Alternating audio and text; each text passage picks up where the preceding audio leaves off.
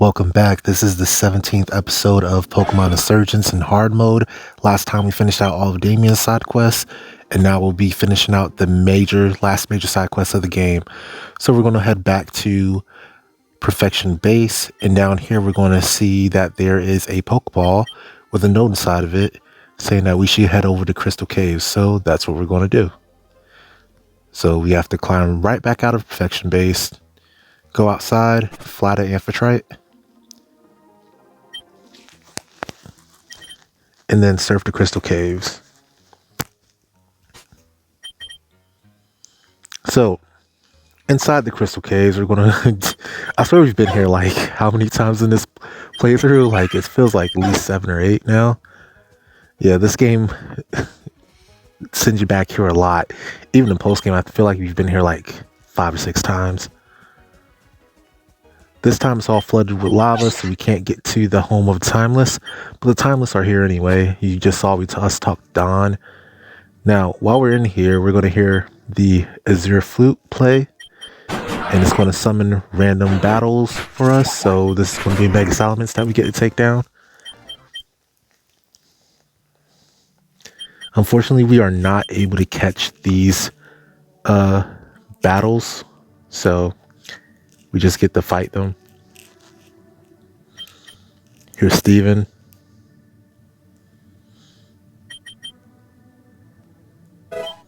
There's a Snowball there. I'm not sure if it was there in the Prime game or if it's only in post game. Another fight. This time we go up against Goodra, who is a very bad match for Hydreigon. So we're going to swap over to Delta Vespiquen and Calm Mind all the way up, so that we can knock it out with a Dazzling Gleam.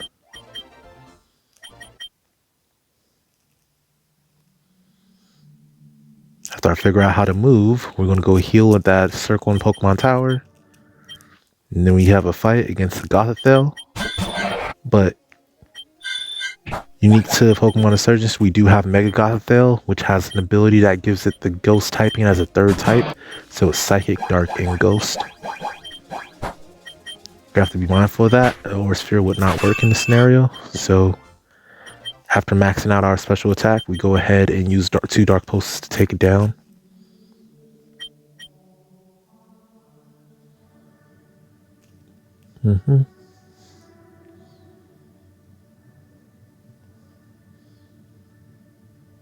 Now, as we're working our way through Void Gauntlet,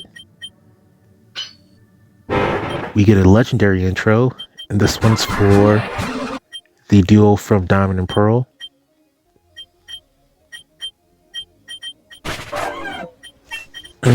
We managed to one-shot Dialga, but Palkia is, as you would expect, a beast.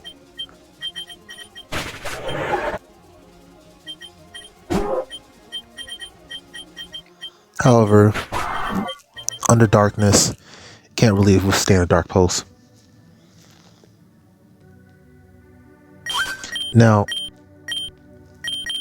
this fight is actually far harder than you think it is. The biggest issue is that you need to lead off with the synchronized Pokemon, and all the synchronizers are psychic types, and his lead is a Tyranitar, which is going to Stealth Rock. So, you see the lead off. I'm going to try to put it to sleep, or actually I went for Moonblast because I have a Choice Specs on. But Choice Specs, understand, is not enough to two-shot this armored Tyranitar. However, I do get a pretty decent swap. However, he has the ability to use items, which we do too, but I don't normally use items in a playthrough, not mid-fight.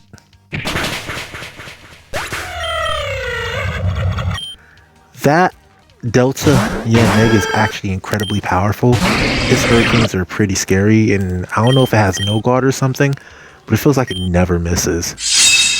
Delta Goodra is also another thing that's pretty scary, but our Mega Drain is able to take it out. I don't know if I think it gets Water Absorber. It doesn't get Sap Sipper, because that would be absolutely busted even without a Mega. Yeah, Delta Gudra with Sapphire would be absolutely busted.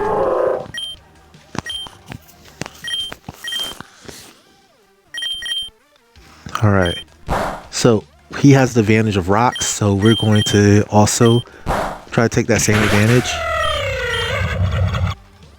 And yeah, I'm pretty sure that Yanmega is specs. I didn't check his team out on what you call it on the wiki, but I think his Yanmega is specs. I don't know what Mega Bisharp's ability is, but I always one-shot it, so I'm never going to find out. So Mewtwo, this Mewtwo has is a Pokemon. So you saw how his burst gauge just filled all the way up. That means that he can use a burst attack now. So you have to be mindful of that, and it also causes other effects. But he's going to use Dark Nova, which is, even though it's 4 times not very effective, it almost KOs my Mega Blastoise from full health. But fortunately, we are faster than that armored Tyranitar. Volcarona is going to be quicker than us though, so it's going to get its Dark Pulse off first and then knock us out. And that's just how much damage that Dark Nova did, causing us to take more damage than we wanted to. So we're going to try Flamethrower here, hoping for a burn. We don't get it. Lunatone's going to come out, and you're going to see me be like, oh wow, I really don't have anything that works here. Earth Power is not effective at all, neither is Side Shock. Shadow Ball is the only thing I can use, but it's resisted. So Surf is going to get a boost from Darkness though, so I'm happy about that. And then here I figure out, oh, if this thing starts roosting, I'm going to lose. So I try to put it to sleep and then beat it with Moonblast, but it takes so little damage. I'm just like, there's no way I'd knock it out before it roosts again. But I do get the critical hit and it goes down, meaning that we beat Reukra. Now, even though my Gardevoir is knocked out, it does not matter, because what we actually wanted to lead off with the Adamant Gardevoir for was this. And Synchronize still works, even if it's knocked out. So it's still leading my team, even if it's knocked out, which means we're going to get the correct nature for this Pokemon coming out. So Arceus comes out. There's a very specific moveset that we want on this Arceus, so that's why we're leading off with a Gardevoir. Now,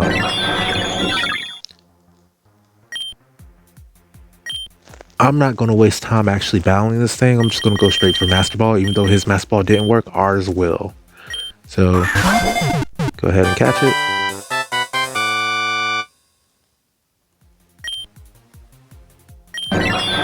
It's the Insurgent Pokemon.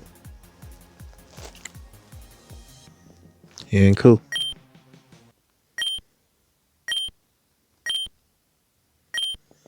And he's going to be a little bit salty about us always ruining his plans, as he should be, honestly. If somebody was always hating on you, messing with your plans, you'd be salty too, so, yeah.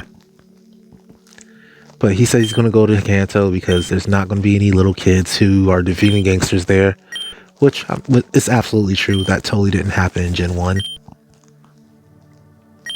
Also, he's going to invite you to go do the Elite Four Mew matches, which means that you finally unlock this. So you're truly in the end-to-end game now. After so many hours of end-game stuff, you're truly in the end-to-end game, which I love that for this game. I love this game for that. How many hours of content after the Pokemon League you get. And it's like genuine content, storyline content, not just, hey, you can go do this at the Battle Frontier, which I do wish they updated to add the Battle Pyramid, or was it the Palace? I think it was the Pyramid that's not complete. Like, there's a couple of things that they were clearly planning to add and they just never finished the deal. I get that it's been probably a decade since Gen 6, But yeah, it's just kind of sad. But anyway, back at Perfection Base. This gate that's been closed the entire game is finally open, so you can read all the journals in it. And once you read all the journals, you'll get the key to the Perfection Laboratory. But that'll be the last thing we do this episode, is head over to that laboratory. Meanwhile, we're just going to read all this stuff about him catching Mewtwo and creating Delta Volcarona, which I guess was the first Delta he created. And also learning to create Megastones, which is actually pretty cool. If you could just create Megastones, I wish that was a more widespread mechanic. I know they created more Megastones for this game. There's even Megastones that aren't shown on the wiki. If you go into the cheat menu, you can see a few. I'm going to start playing around with those and seeing if they just straight up break my game. Like if there's like a trap in there where like all deletes my entire file, I'll probably have to keep a backup file somewhere just in case, you know. Because I don't feel like doing all 100 and something hours of playthrough that I've done all over again. Although I kind of have to anyway, because I kind of messed up on Delta Ditto, and that's like a one-time mess up. You can't really fix that. But alright, regardless.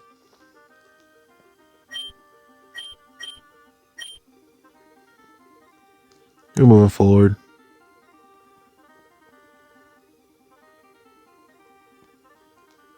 This is the lower floor of the Perfection Base, and this is also the hardest boulder puzzle in the game. Here's the thing though, it is intuitive, unlike some of the puzzles, especially the lava puzzles. You just have to know. Well, it's just intuitive. Like, yeah, look. See? Those panels on the wall tell you how many boulders that you need to use for each door. So this door only needed 2 boulders. But we need an extra rock to go into this room as well. And the reason why is, by the way, that room where I just got the heart swap statue, that room had a crystal piece in it that allows you to mega evolve ruin Metagross, so just be aware of that. But anyway, this statue is going to be needed later, or actually right now. Once you open this door, which is kind of the hardest one to open, yeah, you have to use a statue to depress that switch, and then you're actually able to go in here. But this is not over yet. There is one more puzzle to solve, and it's another one of these puzzles. So if you remember the what you call it, the Void Gauntlet, the Meloetta puzzle there, this is the same deal. So just go to the Timber Guide on I don't know if it's on the wiki, but I'll link to it again, and that'll be, just use that to solve this puzzle.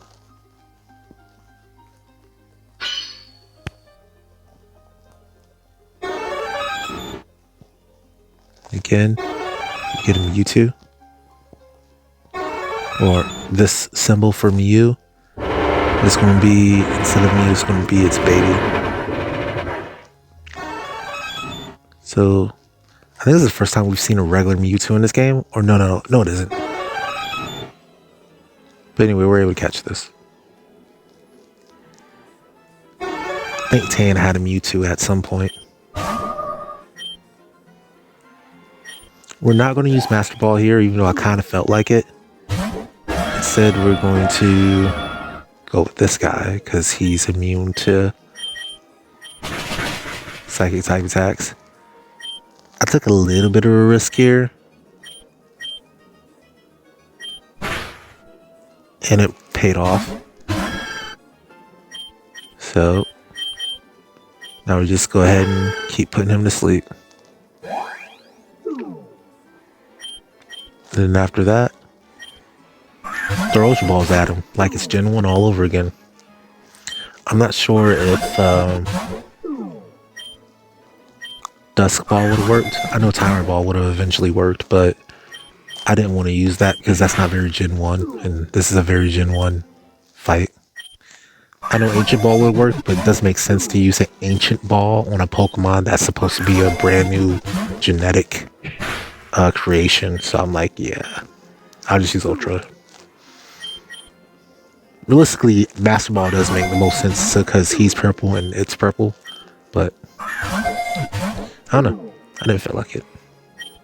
I feel like keeping the Master Ball for later. Maybe I'll use it to catch something else.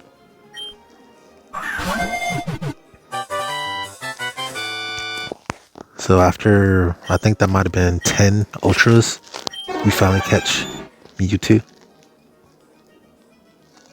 This, that text is actually kind of heartbreaking. So, we leave, and now we head over to Meiji City.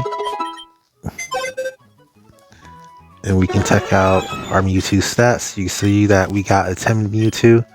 I don't know if you saw that I had a Adamant Arceus, but we do. We're able to finally open this place, and I'm going to search it in real time with you guys.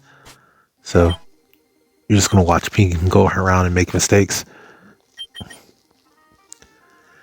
See, just exploring what all's going on. Got some switches here. We don't know the combo to them yet.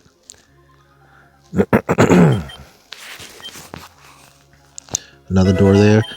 Finally, the TM for Stone Edge. So yeah, we got that. You know, at the end of the game, after we've already caught Arceus, we can finally get Stone Edge, I guess.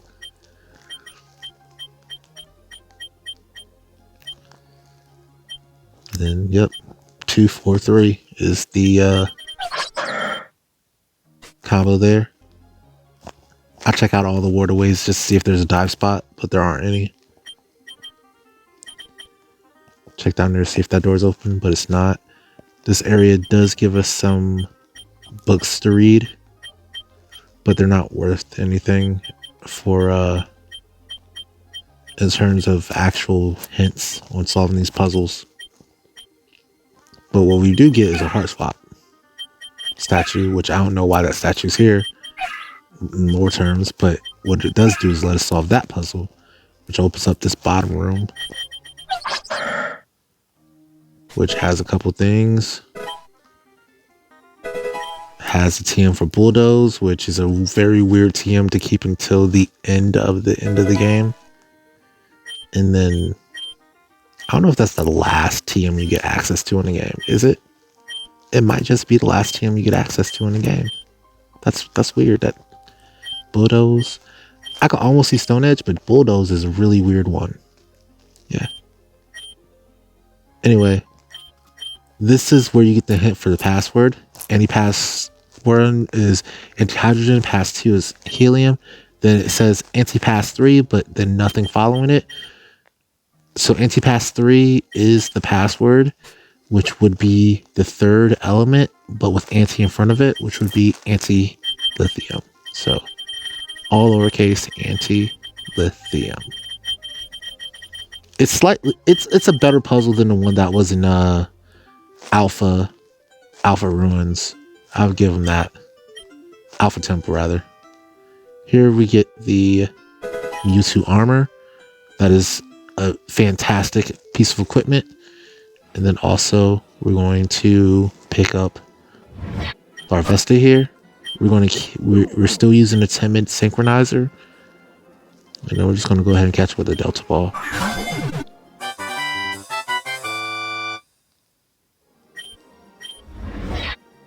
Yep, and that can become a Delta Volcarona later.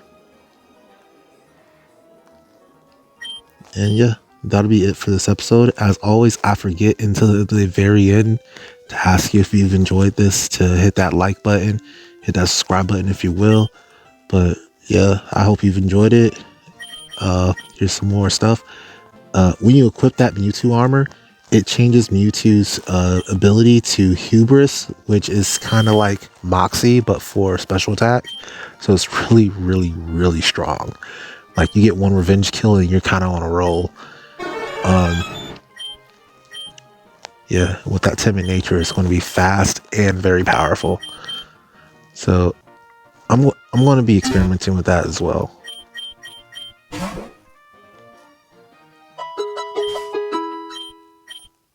But yeah, bye.